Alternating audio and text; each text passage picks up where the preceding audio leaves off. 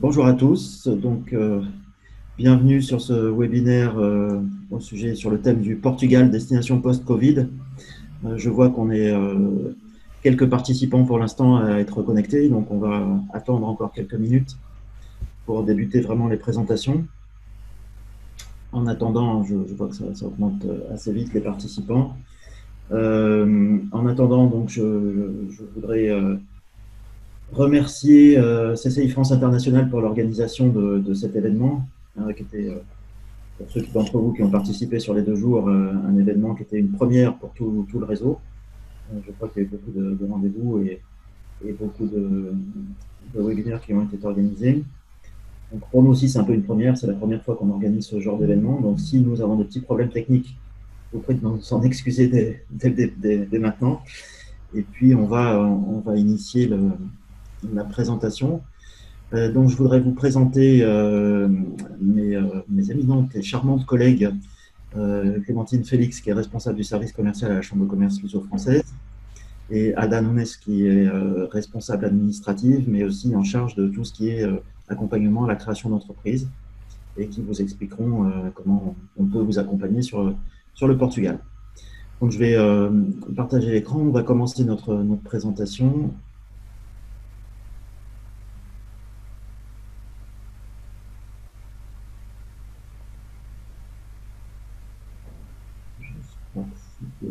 Voilà. Donc, le Portugal, destination post-Covid. La présentation, elle va diviser en plusieurs parties. La première partie, ça va être vous donner un certain nombre d'informations générales sur le Portugal, de savoir un peu le contexte et puis ce qui s'y passe en ce moment, et puis quelques perspectives, même si aujourd'hui il est difficile de donner des prévisions sur ce qui va se passer dans le futur. Et puis, en deuxième partie, je passerai la parole à mes collègues qui vous expliqueront exactement ce qu'on peut faire pour vous, comment on peut vous accompagner au Portugal, et de toute façon d'y arriver. Ça va être un peu rapide. Donc, je vous signale aussi, comme tous les webinaires qui ont eu lieu jusqu'à maintenant, donc c'est enregistré. Et puis, si possible, vous pouvez utiliser, pour poser vos questions en fin de réunion, vous pouvez utiliser la rubrique questions-réponses Q&A en bas ou en haut de votre écran, selon la configuration de votre ordinateur. Donc, le Portugal, vous voyez que c'est un pays qui est un petit pays européen avec 10,5 millions d'habitants à peu près, qui a traversé une crise importante dans les années 2014 et qui, grâce à cette crise, a fait des réformes profondes pour sortir de cette crise, pour bénéficier des financements internationaux. Et donc, en fait, jusqu'à il y a peu de temps, enfin jusqu'en fin 2019, les bénéfices de ces réformes commençaient à être clés, puisqu'on voit que les résultats à la fin 2019, le taux de chômage était arrivé à 5%, et la croissance était parmi les meilleures croissances au-dessus de la moyenne européenne, avec un 2,2%. Ce qui est aussi un fait remarquable pour le Portugal, c'est que grâce à ces réformes qui avaient été faites, fiscales et économiques, le budget ou les comptes publics étaient redevenus légèrement excédentaires en 2019, à plus 0,2%, sachant qu'on était parti de très loin, puisqu'il y avait un fort déficit au fond de la crise, et que donc la récupération était vraiment bien partie. Un pays qui exporte, qui importe, bien implanté dans l'Union européenne. Alors, aujourd'hui, et où on en est aujourd'hui, avec le premier trimestre et avec l'état de crise qu'on traverse actuellement, le taux de chômage est maintenant remonté à 10%, puisque vous avez énormément d'entreprises qui ont, comme en France, appliqué le chômage partiel. On a ici des mesures d'accompagnement qui sont quasiment identiques à la France, peut-être un peu moins favorables, mais les systèmes sont quasiment les mêmes. Mais avec une prévision de reprise pour 2021 à 7%. En ce qui concerne le taux de croissance, forte baisse, bien évidemment, puisqu'on est aujourd'hui autour de moins 8%. Enfin, on prévoit de terminer 2020 à moins 8%. On est toujours en ce moment à moins 10% sur le premier trimestre, mais avec une reprise importante. Alors ça, ce sont les estimations du FMI qui sont, je pense, un peu optimistes. Les estimations du gouvernement portugais sont autour de 4,5%, 4%. et avec déjà, vous voyez, une récupération du déficit public hein, qui se creuse évidemment, puisque là, comme en France, le gouvernement portugais a mis en place des mesures d'accompagnement qui sont importantes et qui, évidemment, augmentent la dette du pays, avec une reprise en main un contrôle du déficit public qui est prévu d'être amené à 3% pour l'année prochaine. Donc le Portugal, qu'est-ce qui fait l'attrait du Portugal et pourquoi c'est une destination qui peut être considérée comme une destination à prendre en compte après la crise? D'abord parce que c'est un pays qui est idéalement situé en bordure et au sud de l'Europe, mais qui est un carrefour de communication historique. D'abord parce que c'est le pays qui est le plus proche du continent américain, mais c'est aussi un pays qui est au cœur d'un marché de 260 millions d'habitants, qui est un marché en fait de langue portugaise, le marché lusophone, hein, avec un marché principal qui est le Brésil, mais vous avez d'autres destinations qui sont sur l'Asie ou en Afrique. Et donc le Portugal peut être considéré pour des entreprises françaises comme une véritable plateforme d'approche pour l'exportation vers ces destinations qui sont des pays qui ne sont pas faciles, mais en passant par le Portugal, vous pouvez vous ouvrir des portes beaucoup plus facilement. Ce qui fait l'attrait du Portugal aussi, c'est les infrastructures. Les infrastructures sont très développées au Portugal. Pour ceux qui connaissent déjà, vous avez certainement, vous êtes arrivé en avion, donc des aéroports qui sont répartis sur tout le territoire, des ports aussi qui sont bien positionnés sur la façade atlantique, avec trois ports principaux. Je ne sais pas si vous voyez mon souris, mais donc à Porto dans le nord, Lisbonne au centre, et puis le port en eau profonde Sines, qui est un port d'approvisionnement où de gros porte-containers peuvent arriver, et c'est aussi le port d'approvisionnement en hydrocarbures. Le réseau routier est fortement développé, notamment du nord au sud, avec des autoroutes qui vont de Lisbonne à Porto, mais aussi une autoroute très fréquentée qui va vers le sud, vers l'Algarve, d'excellente qualité, et un réseau ferré qui existe, qui reste à améliorer, mais qui existe, et relié aussi depuis peu, ou en passe de l'être, au réseau européen, et avec des développements futurs qui sont à prévoir, notamment des liaisons avec l'Espagne qui vont se développer. En ce qui concerne les infrastructures, ce qu'il faut noter aussi pour le Portugal, c'est que le numérique et tout ce qui est digital est très développé, voire même parfois dans certains secteurs un peu plus qu'en France, avec notamment l'utilisation de la fibre pour Internet qui est quasiment développée sur tout le territoire portugais, et des connectivités ou l'utilisation du digital, notamment dans les services publics, qui est très développée. Ça, c'est aussi à prendre en compte parce que ça facilite beaucoup les choses, notamment dans la situation actuelle et dans la situation future, où les communications, tout ce qui est webinaire, on est en ce moment, mais toutes les réunions à distance et toutes les possibilités de délégation ou de signature à distance, ou des choses comme ça, vont se développer aussi de façon importante. Le niveau d'éducation est très important et très développé au Portugal. Vous avez d'excellentes universités, que ce soit à Lisbonne, Coimbra, hein, qui est un centre historique des études au Portugal, mais aussi dans le nord, Porto ou Braga. Ce qui fait que, en fait, le Portugal est le deuxième pays européen où on forme le plus d'ingénieurs, par exemple. Ce qui est à noter aussi, c'est une bonne maîtrise des langues étrangères, et notamment de la langue anglaise. Moi, je suis ici depuis 6 ans, et quand je suis arrivé, je ne parlais pas un mot de portugais. Mes collègues vous diront que je ne parle pas beaucoup mieux maintenant, mais j'ai fait quelques progrès. Mais quand je suis arrivé, je faisais tout en anglais. J'étais vraiment très surpris par le niveau d'anglais de la population portugaise. Et c'est vraiment, les jeunes maîtrisent bien, mais même dans l'administration, on peut parler anglais. Et puis les générations un peu plus anciennes parlent aussi souvent très bien le français. Un engagement au travail, ça c'est certain.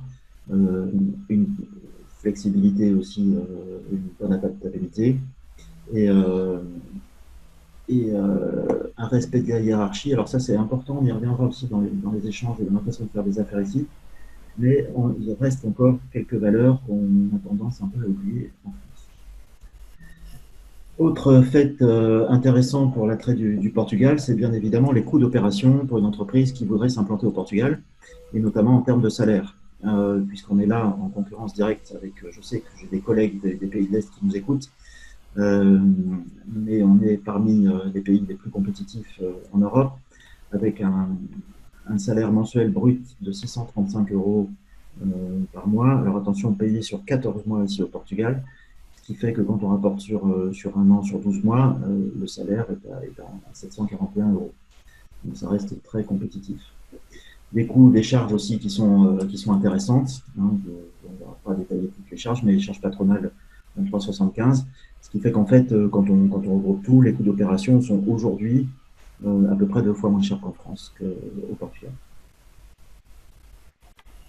Ce qui est bien aussi, c'est que l'environnement des affaires est très safe, hein, très sûr. On a des classements qui sont apparus récemment, donc notamment un index sur la sécurité. Hein, le Portugal est le 3e pays au monde qui est le plus sécurisé parmi les 163 pays. Une situation politique qui est très stable, avec aujourd'hui un gouvernement qui est une coalition de centre-gauche, avec une coalition très large et très stable, mais avec un président de la République qui est centre-droit, donc et des rapports politiques qui se passent plutôt bien. Le pays est un pays calme. Hein, la culture portugaise, c'est pas d'être revendicatif, comme on peut le voir dans certains pays, notamment la France en ce moment. Donc les risques d'opération, hein, aussi l'Union européenne classe le pays parmi les meilleurs pays avec un risque très bas sur le risque notamment sécurité ou vulnérabilité économique du pays. Donc un bon environnement des affaires. Et puis bien évidemment une qualité de vie, là je ne vous le cache pas, ça fait 6 ans que je suis ici, j'ai pas du tout envie d'en repartir. Donc une qualité de vie intéressante, il est fait beau souvent, un patrimoine extraordinaire et une culture intéressante. Pour les gens qui auraient des projets de s'installer au Portugal avec des enfants ou en famille, vous avez 2 lycées français, un à Lisbonne, un à Porto, qui sont celui de Lisbonne notamment un peu saturé, mais aussi avec un excellent niveau d'éducation, même dans le système portugais.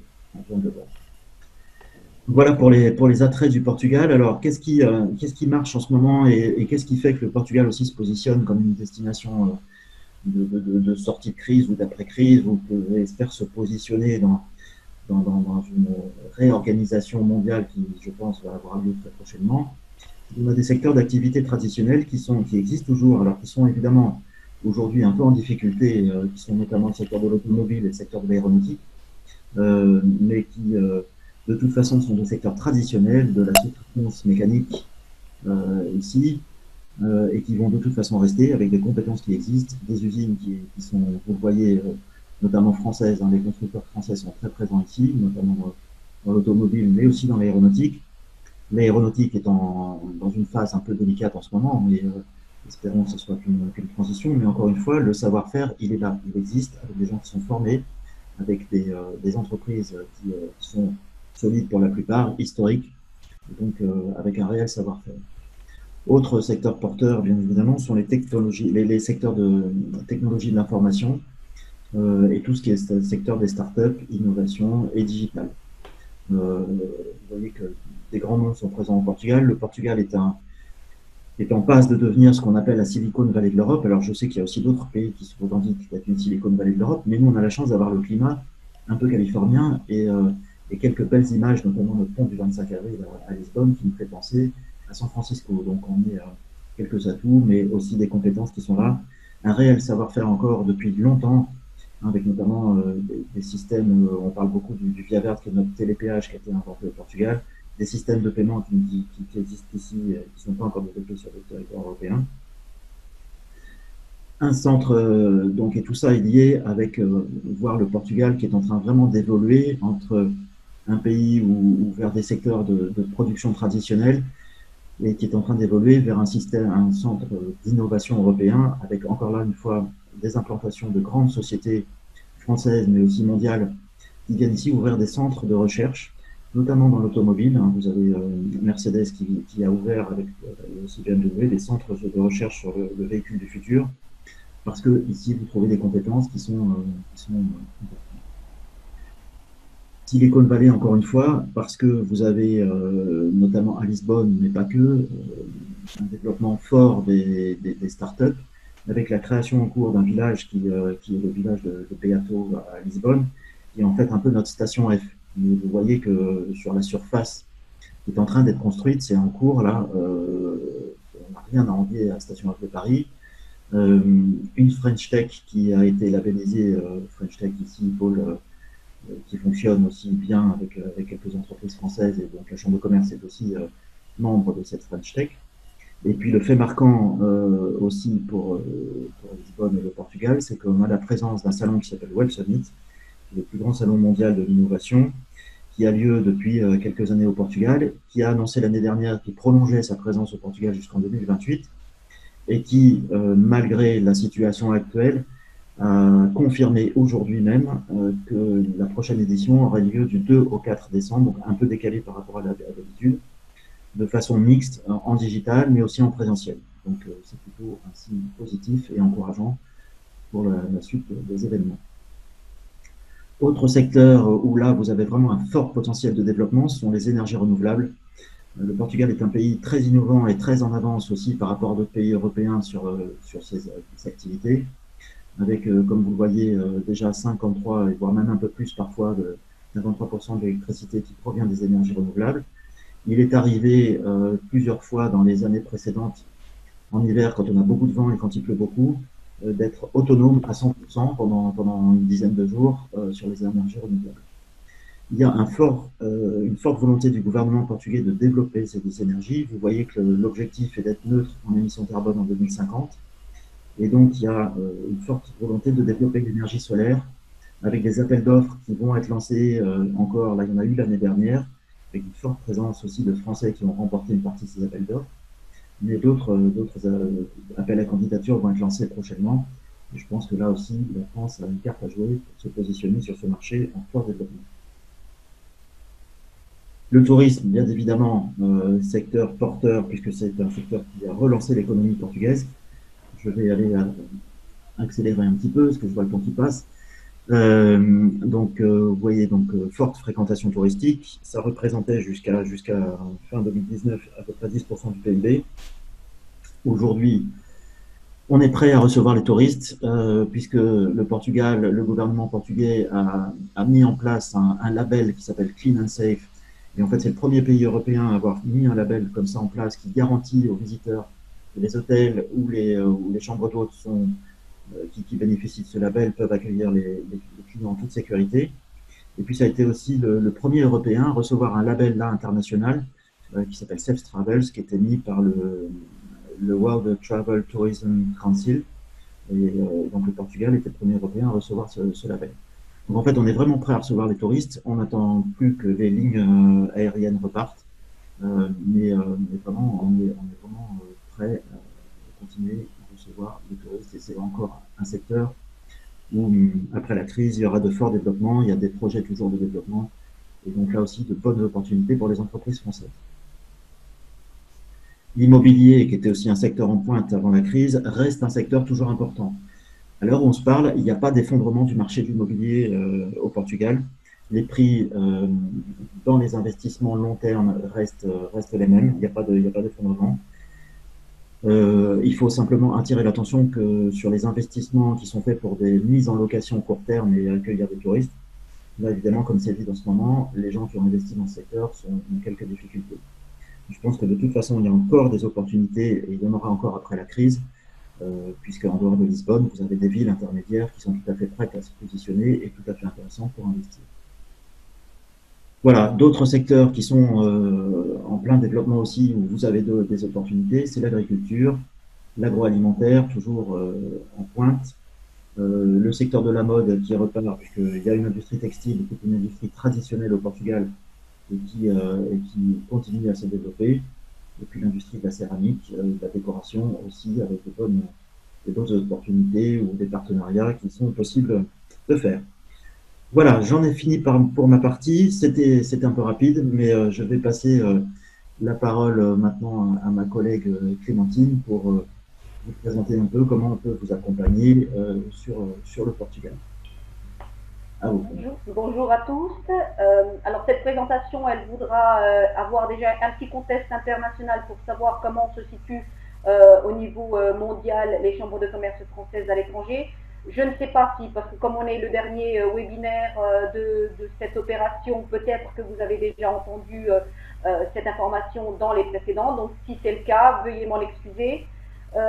Donc au niveau de la chambre de commerce, nous sommes un organisme privé de droit local, donc de droit portugais, et nous nous intégrons dans un réseau de chambres de commerce françaises à l'international, 124 au total répartis dans le monde sur donc plus précisément 93 pays.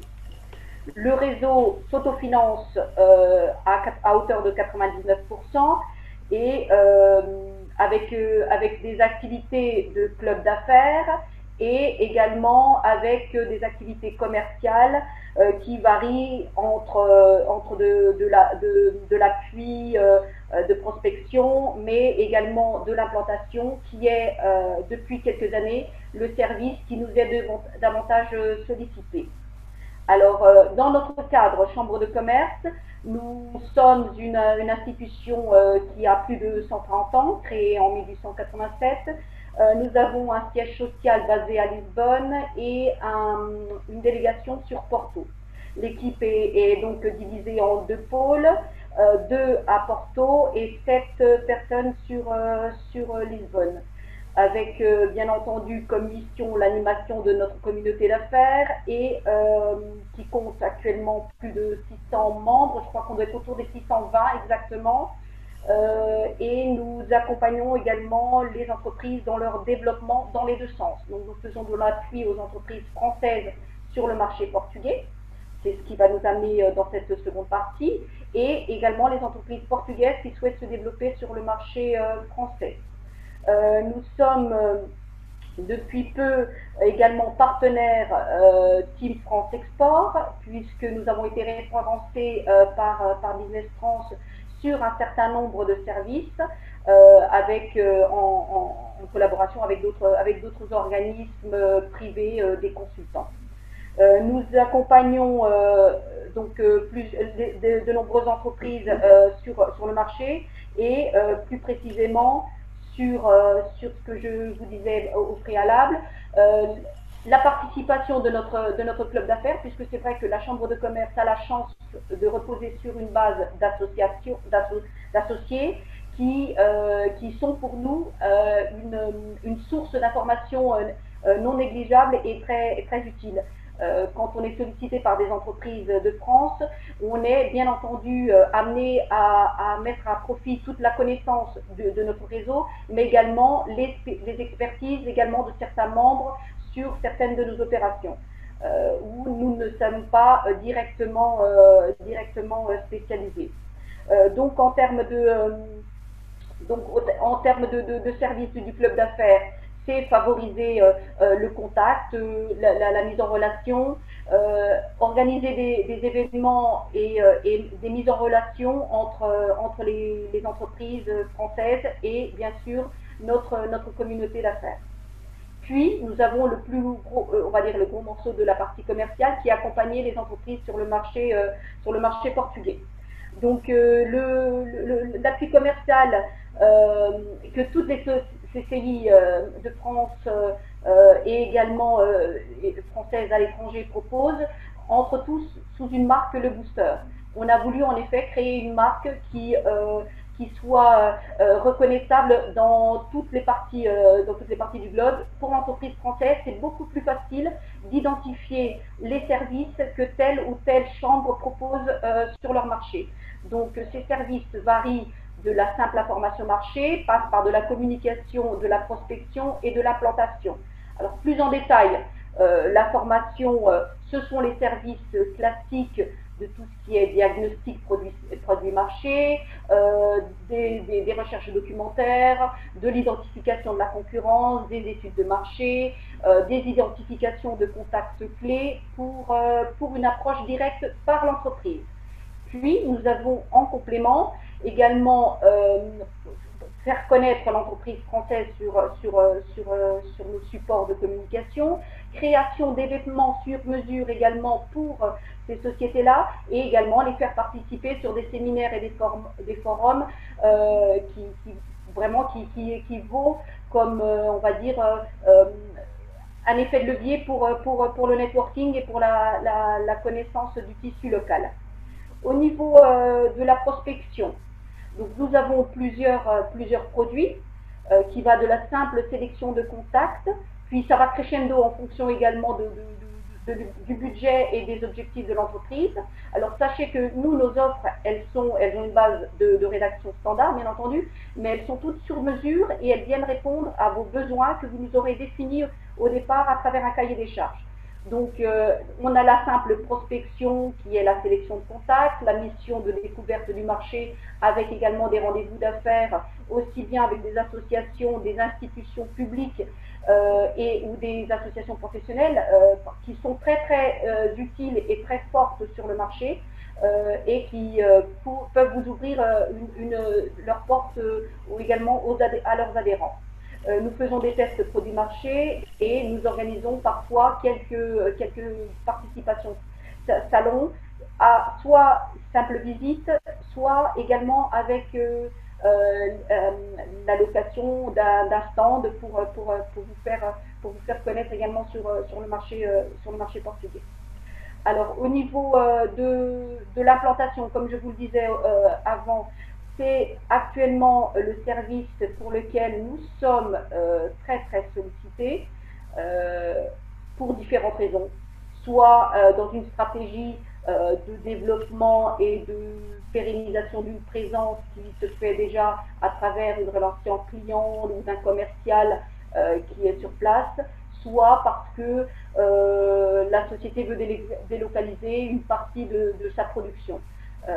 Donc, nous avons des services pareils, à différents niveaux, tous modulables et tous qui peuvent être commandés au fur et à mesure également de vos besoins, qui va de la simple domiciliation postale, donc l'utilisation de notre adresse et de nos coordonnées pour votre entreprise, qui vous permet pour un faible coût d'avoir déjà une assise dans le pays et donc pour les entreprises qui recherchent ce contact de proximité, vous savoir dans le pays peut être plus fiable et leur donne un peu plus de confiance pour négocier avec vous.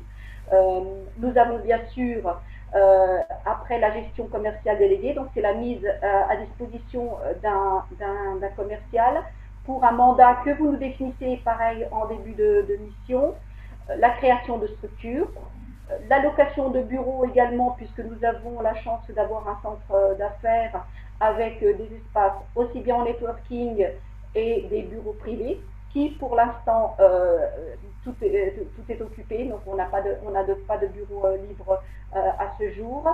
Et nous pouvons également, dans le cadre du partenariat avec Business France, nous hébergeons les BIE et quand il y a besoin pour une structure qui se monte dans le pays, nous avons bien entendu également un service d'appui au recrutement.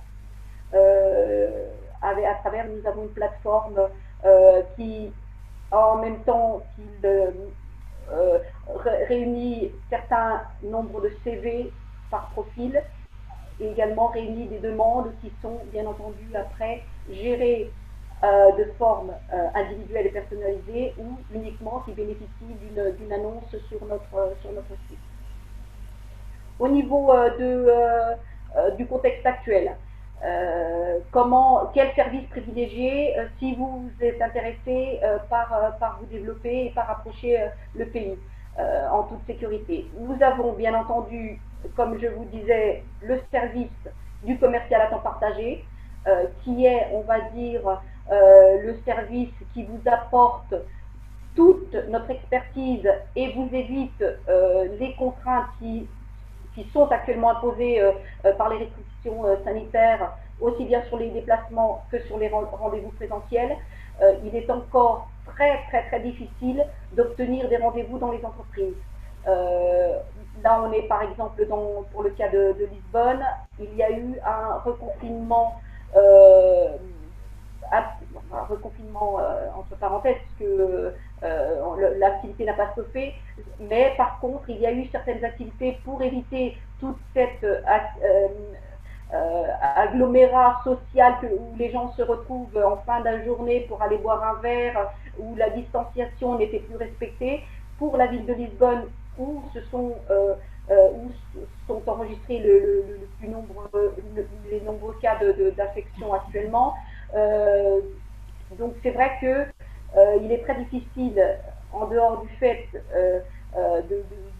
que vous ayez des contacts positifs avec des partenaires portugais, il est très difficile d'obtenir encore des rendez-vous présentiels. Donc le fait d'avoir un commercial à temps partagé qui va gérer votre relationnel avec soit les futurs clients, soit les futurs partenaires, ça peut être une gestion utile. Vous avez un travail qui est fait par une équipe qui est expérimentée, qui a pour certains plus de 20 ans de métier et qui a une parfaite connaissance du marché. Et en même temps, c'est une offre modulaire qui peut rapidement se mettre en place et être établie sur mesure, vous permettant une certaine flexibilité et surtout de ne pas stopper complètement une activité de prospection sur le marché. Nous avons également donc après la partie constitution, et là je vais laisser ma collègue Alda vous en parler, puisque c'est la personne qui est en charge pour la partie création de société. Merci. Bonjour à tous et merci pour votre présence.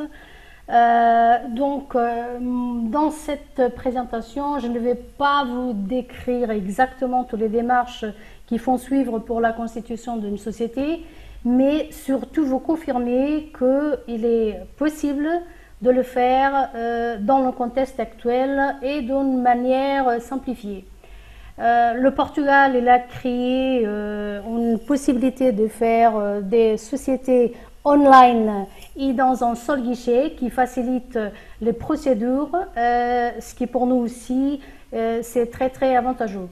La constitution d'une société, elle pourra se faire dans la journée, c'est-à-dire que quand on s'approche du guichet pour initier les démarches, on aura le même jour la société qui est créée à 100%. Ce qui je voulais vous dire, c'est que cette possibilité actuellement, c'est avantageux pour les sociétés parce que une fois qu'on peut le faire à la distance, ça évite les déplacements. Donc les déplacements, vous aurez moins de coûts et vous aurez le même service, c'est-à-dire à la distance. À travers une procuration, on gère la constitution de la société de A à Z, donc sans votre présence. Ce qui est, en termes de coûts et de temps, très avantageux pour vous. La société, on a au Portugal à peu près les mêmes formes juridiques que vous en France. Donc on a les SCA. La SARL, donc pour nous au Portugal, c'est la LDA. Cette formule LDA, elle pourra être unipersonnelle, c'est-à-dire un seul associé, ou avoir plus d'associés. Donc c'est une formule qui nous donne la possibilité d'avoir les deux en même temps. Après, ce que j'attire l'attention, c'est que vous pouvez, il y a 3 choses importantes avant d'initier la constitution. Donc, c'est de voir quelle est la formule juridique plus avantageuse pour vous, voir la composition de capital social et le montant de capital social. Et après, quatrième, l'assiette sociale, sachant que nous, Chambre de commerce, on pourra vous assurer la domiciliation chez nous. Donc pour ça, au moins au début de votre implantation au Portugal, vous n'avez pas de problème à ce niveau-là. Donc c'est ça que je voulais vous dire et c'est ça que ce ne sera pas cette phase moins bonne pour tout le monde qui vous empêchera de créer votre structure au Portugal. Donc vous avez nos contacts. Posez-nous toutes les questions parce qu'après ça dépend de l'activité que vous souhaitez développer au Portugal. Ça dépend de la composition de capital, si c'est que des personnes physiques, si c'est que des personnes physiques et des entités morales. Donc n'hésitez pas à nous contacter, on vous donnera toutes les informations et tout le détail exact de la constitution de la société. Donc je ne sais pas si vous avez des doutes. Prêt? Bien, eh bien écoutez, merci Clémentine, merci Alda. Donc vous l'avez bien compris, le Portugal c'est c'était déjà une destination phare et dans les radars avant la crise. Je pense qu'aujourd'hui, ça va rester et ça va demeurer une destination qui va être une destination de repositionnement pour des chaînes logistiques ou pour de la production, mais aussi, ça peut être, on l'a vu tout à l'heure, une plateforme de réexportation pour des entreprises qui souhaitent se développer à l'export. Donc, vous l'avez bien compris, on est capable, comme dans tout le réseau des chambres de commerce dans le monde, on est capable de vous accompagner sur toutes les démarches, que ce soit commerciales ou d'implantation. Vous avez nos contacts qui sont maintenant à l'écran. Et puis, bah, écoutez, j'espère qu'il y a quelques questions. Nous avons encore une bonne vingtaine de minutes, quelques minutes, ou le temps qu'il faudra de toute façon pour répondre à vos questions. Donc, je vous rappelle que vous pouvez utiliser la rubrique Q&A pour poser vos questions. J'espère que vous en aurez de nombreuses.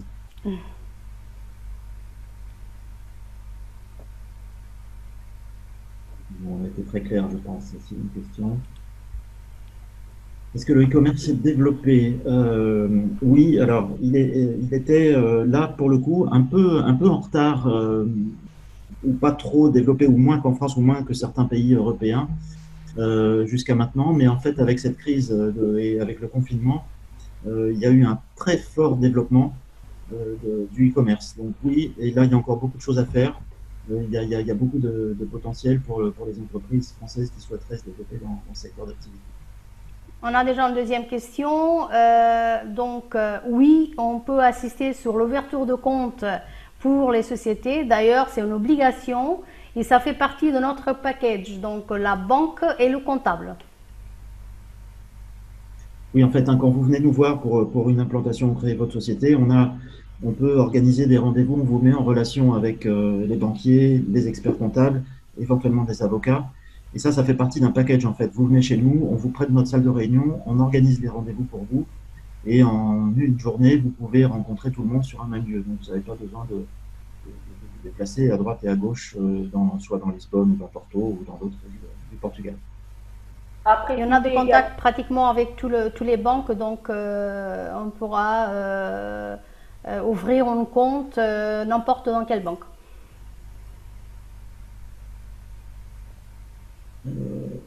Okay. Je ne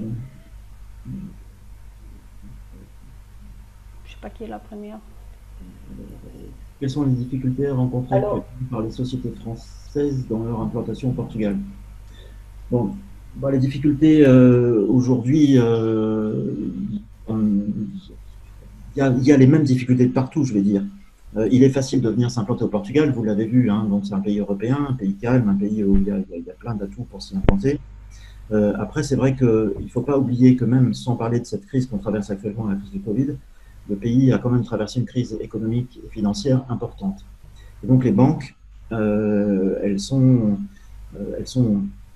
il n'y a pas de risque, mais elles demeurent fragiles et elles sont surtout tenues à des critères de sécurité qui sont très scrutés, notamment par la Banque européenne.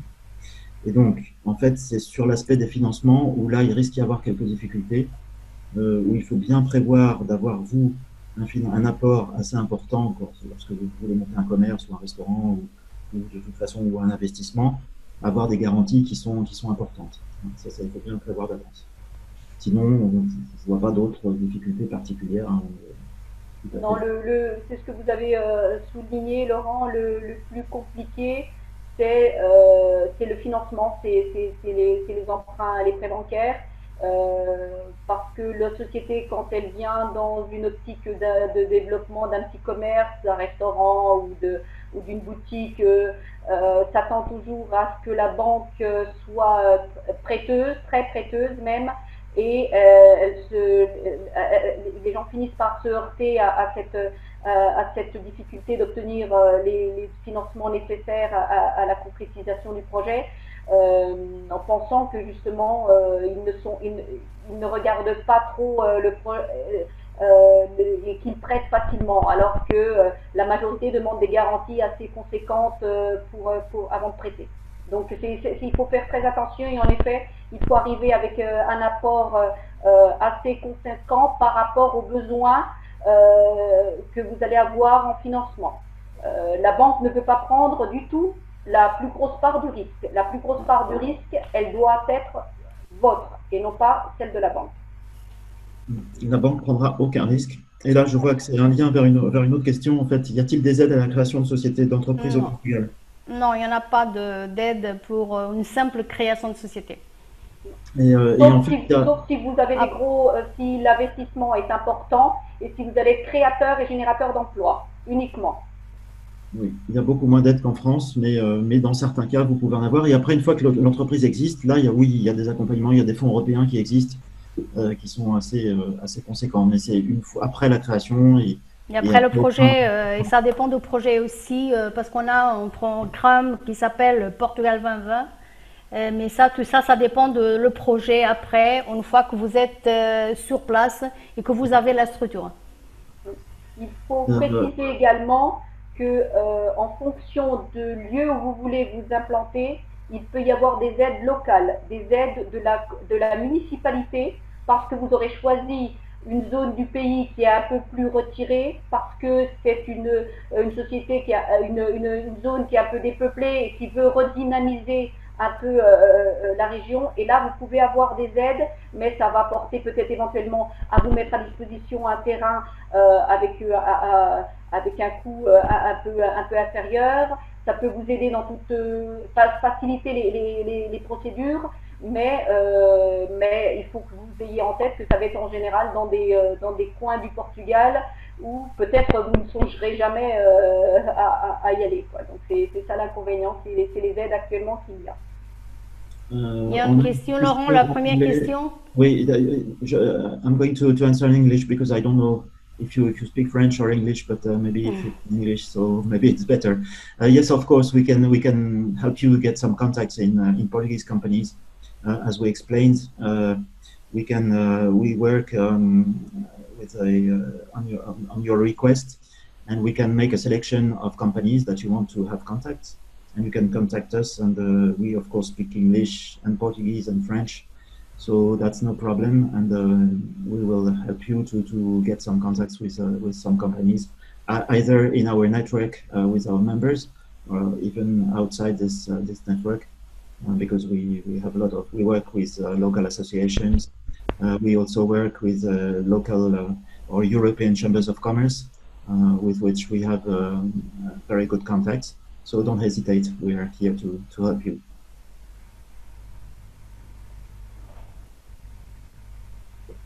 Alors, y a-t-il des restrictions pour ouvrir un ou deux Airbnb en Algarve? Ce domaine est-il saturé? Il est évident que les investissements dans le secteur immobilier et surtout l'immobilier touristique a été depuis quelques années très très développé et l'Algarve n'échappe pas à cette constatation. Il est facile de créer la société puisqu'à la base de toute façon du Airbnb, il faut avoir déjà une activité qui est enregistrée auprès du registre du commerce et puis ensuite avoir une autorisation qui est délivrée par l'institut de tutelle, l'entité de tutelle qui est Tourisme de Portugal. Il n'y a pas forcément des restrictions, il y a juste des règles à respecter en fonction du nombre de l'utilisation du bien, de la durée de séjour. Voilà, donc, mais ça, c'est des règles qui peuvent être consultées directement sur le site de Tourisme du Portugal et également sur la demande d'autorisation. Toutes les critères d'éligibilité ils sont définis. Ensuite, est-ce que le domaine est-il saturé? On sait qu'il y a énormément de tourisme, ce qu'on appelle tourisme d'habitation, Airbnb, les gîtes, le tourisme rural. Il y en a énormément. Il y en a énormément, bien évidemment. Après, si vous avez une offre différenciée avec des services complémentaires, c'est tout à votre avantage. Okay. Y a-t-il des cours de portugais offerts gratuitement par le gouvernement? À ma connaissance, non. À notre connaissance, non. Mais vous avez tout plein d'institutions, notamment l'Alliance française, qui donne des cours au Portugal. Vous avez aussi d'autres réseaux, vous avez aussi des professeurs. Enfin voilà, vous pouvez trouver très facilement des cours de portugais à des tarifs qui sont tout à fait intéressants.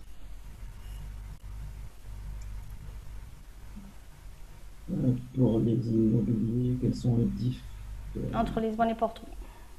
Ah, alors, j'imagine qu'on parle soit de coûts ou même fin, de marché, potentiel marché. Bon, le marché de l'immobilier à Lisbonne, il est déjà un peu saturé et les prix sont évidemment très chers. Enfin, là, je vais vous parler avant la crise, même si les prix se maintiennent aujourd'hui, peut-être qu'il y aura une baisse, mais avant la crise, dans certains quartiers de Lisbonne, on atteignait des prix au mètre carré qui étaient l'équivalent de prix parisiens à des 10-12 000 euros le mètre carré. Dans l'hypercentre historique, c'est pas vrai aux alentours de Lisbonne, en banlieue de Lisbonne ou à d'autres endroits, notamment de l'autre côté du Tage. Lisbonne est au bord d'une rivière qui s'appelle le Tage. Et si vous traversez le Tage, vous avez des coûts qui sont tout à fait intéressants. Et on reste très proche de Lisbonne. Mais avec une demande assez importante, notamment en provenance de clients, enfin d'investisseurs chinois ou brésiliens ou d'autres pays, notamment aussi américains du Nord. Français aussi, les Français sont en très bonne position, hein, sur le podium des investisseurs dans l'immobilier au Portugal. Donc Lisbonne, une situation, oui, un peu saturée avec des prix qui sont déjà chers, mais avec toujours un potentiel de développement. Porto est évidemment la deuxième ville du Portugal où là les gens se déportent et où il y a de grandes opportunités d'investissement. Mais j'aurais tendance à vous dire c'est maintenant qu'il faut le faire parce que ça allait très vite avant la crise du Covid. Je pense que ça va reprendre aussi assez rapidement. Il faut bien voir qu'ici le secteur de l'immobilier, c'est d'ailleurs ce qui fait un peu polémique dans la reprise de l'épidémie, c'est que le secteur de la construction ne s'est jamais arrêté. Donc il y a toujours des constructions, il y a toujours donc ça fonctionne toujours, ça a toujours fonctionné. Et à côté de ça, entre Lisbonne et Porto, vous avez toujours des villes intermédiaires qui sont en plein développement et en plein avenir. Donc il faut vraiment regarder tout le Portugal parce que je pense qu'il y a des opportunités, pas seulement sur ces deux grandes villes. La troisième, est-ce que c'est possible, savoir plus sur les aides possibles une fois que l'entreprise elle est créée. Alors là, ce qu'on peut vous dire, c'est qu'il faut connaître exactement l'activité et votre projet. La Chambre, elle ne gère pas du tout les demandes de subventions parce il s'agit d'un dossier assez lourd. Mais on a 2 ou 3 membres à qui on peut envoyer votre demande et vous mettre en contact pour savoir exactement si votre projet rentre ou non dans les appuis et notamment dans le Portugal 2020. Oui, en fait, le Portugal 2020, c'est un plan de financement européen qui se fait par volet ou par secteur d'activité ou par objectif de développement. Donc, vous avez souvent un volet de développement à l'international, un volet sur l'investissement, un volet sur l'innovation. Et là, avec des critères qui sont bien précis et des dossiers qui sont, oui, assez complexes à mettre en œuvre. Et donc, c'est pour ça que nous, on ne le fait pas directement, mais on pourra bien évidemment vous mettre en relation avec des gens qui sont capables de le faire et voir déjà faire une première évaluation de votre produit et vous orienter vers les bons interlocuteurs.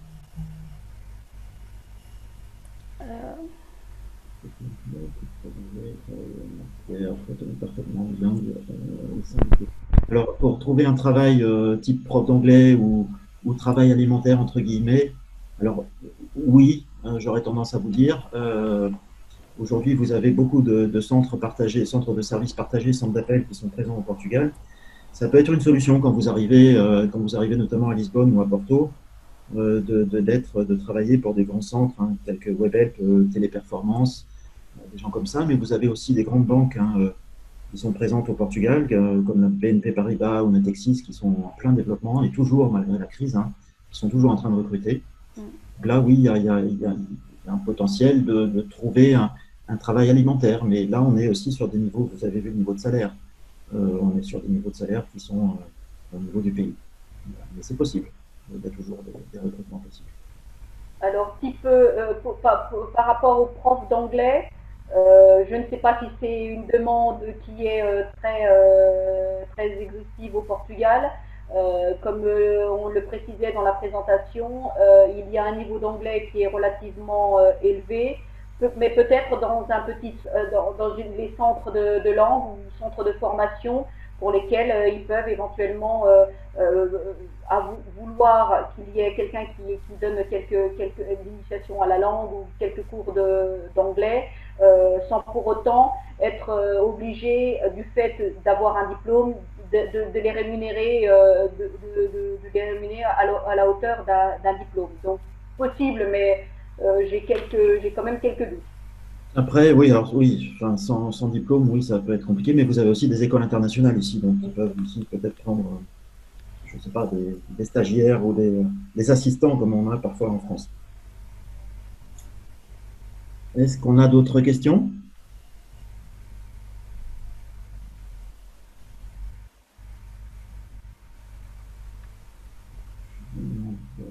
Ah, oui, voilà.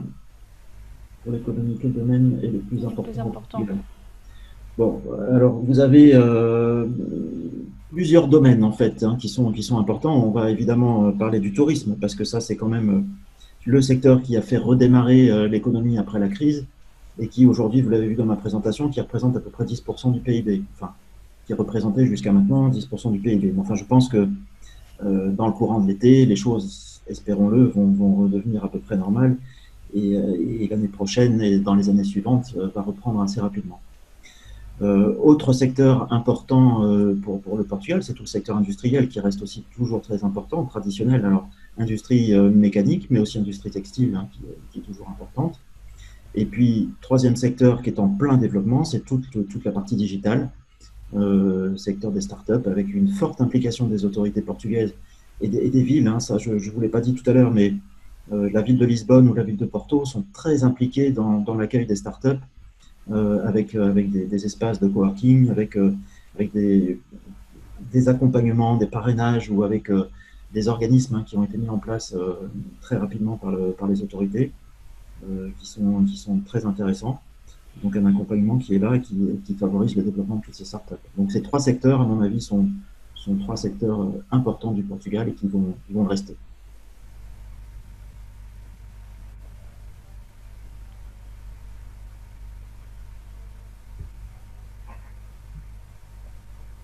Je ne sais pas si vous avez encore des questions. Il nous reste un petit peu de temps, sinon on va pouvoir conclure. On va revenir en plein écran, voilà. Bon, écoutez, s'il n'y a plus de questions, on va conclure notre présentation. Il me reste donc à vous remercier. Ah, une autre question, de dernière minute. Merci beaucoup. Et, écoutez, on vous remercie aussi. Merci à vous. Justement, donc merci à tous les participants qui nous ont écoutés. J'espère qu'on a pu répondre. C'est vrai qu'une heure ou un petit peu moins d'une heure de webinaire, de ces réunions, c'est toujours très rapide. Mais encore une fois, on reste à votre disposition pour répondre à toutes vos questions. J'espère que vous avez eu le temps de répondre, enfin, ou de recopier nos adresses. Je voudrais aussi une nouvelle fois remercier CCI France International pour l'organisation de cet événement et remercier les équipes qui ont été, je sais, très sollicitées, mais qui ont réussi un tour de passe technique pour que tout se passe très bien, parce que je pense que même les rendez-vous individuels que j'ai eus pour ma part se sont très bien passés. Donc merci à vous, merci à l'équipe, je sais que vous nous écoutez. Et puis j'espère vous retrouver très prochainement au Portugal, vous accueillir, on est tous là pour vous accueillir. J'espère en réel, parce que le digital c'est bien, c'est moderne, mais c'est quand même bien de se voir en réel. Donc on sera prêt à vous accueillir très bientôt dans nos bureaux, que ce soit à Lisbonne ou à Porto. Voilà, alors, préciser que c'est vrai qu'on est en période, même si on est dans une situation un petit peu critique, les entreprises continuent à être ouvertes aux sollicitations, mais par contre, en effet, le bémol, reste les rendez-vous présentiels. Donc, on a maintenant, on a tous été obligés d'utiliser l'outil, que ce soit Zoom, que ce soit Teams, que ce soit WhatsApp, que ce soit toute autre technologie et solution de conf call virtuel. C'est un outil qui devient de plus en plus utilisé par tous. Donc, autant qu'on en profite et ne pas stopper toute une activité ou un travail de prospection juste par prétexte que ce virus nous oblige à prendre des mesures un peu plus drastiques au niveau du contact humain.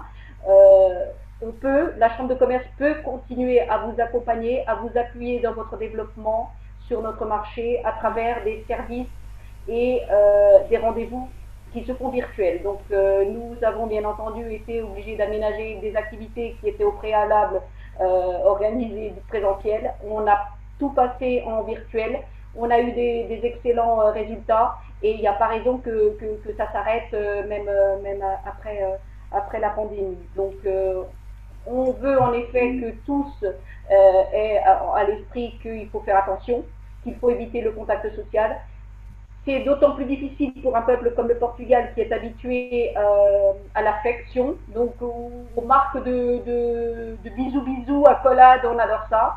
Donc là, c'est vrai que c'est un petit peu gênant, mais en tout cas, pour les affaires, on continue à faire des affaires, même si on ne se voit pas et si on ne se serre pas la main personnellement. Voilà. Donc oui, ça c'est tout à fait vrai, je confirme. Et c'est en fait c'est maintenant qu'il faut vraiment vous positionner hein, pour continuer à prospecter. On a fait un sondage un peu au milieu du confinement où une des questions prioritaires pour les entreprises c'était de pouvoir continuer à prospecter. Mais honnêtement, faites-le maintenant. Nous, on est tout à fait équipés pour le faire pour vous. Vous l'avez vu, on peut le faire à distance. Donc n'hésitez pas à nous solliciter encore une fois. Et venez, vous, entreprises françaises, venez nous voir. Parce qu'on travaille aussi en bilatéral avec des entreprises portugaises qui sont très actives déjà pour aller prospecter sur le marché français. Donc, essayez de montrer aussi que vous êtes capable d'exporter. C'est vraiment là où est l'avenir. Voilà, sur ces paroles, j'espère qu'on vous rencontrera bientôt. Et je vous dis à une prochaine fois pour une prochaine réunion, peut-être en réel ou encore en webinaire. Merci à vous pour votre présentation. Merci.